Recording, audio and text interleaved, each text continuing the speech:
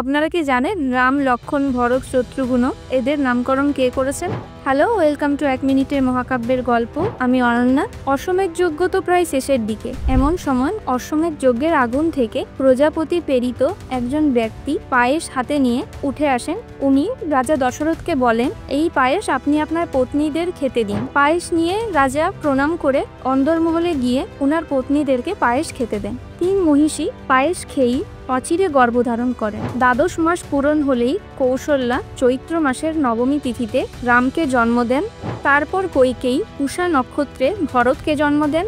সুমিত্রা অশ্লেষা নক্ষত্রে লক্ষ্মণ এবং শত্রুঘ্নকে জন্ম দিলেন। সমগ্র অযোধ্যা সুসজ্জিত হয়ে উঠল রাজকুমারদের জন্মে। অযোধ্যায় সব রকমের উৎসব শুরু হতে লাগলো। গন্ধর্বগণ, সঙ্গীত, অপ্সরাগণ নৃত্য পরিবেশন করতে লাগলো। আকাশ থেকে পুষ্পবৃষ্টি হতে লাগলো। রাজকুমারদের জন্মের 10 দিন হয়ে গেছে, তখনও ওদের নামকরণ হয়নি। সেই নিয়ে মহারাজ দশরথ খুবই চিন্তিত। শেষমেশ মহামুনি বশিষ্ঠকে রাজা আমন্ত্রণ জানান পুত্রদের নামকরণের জন্য।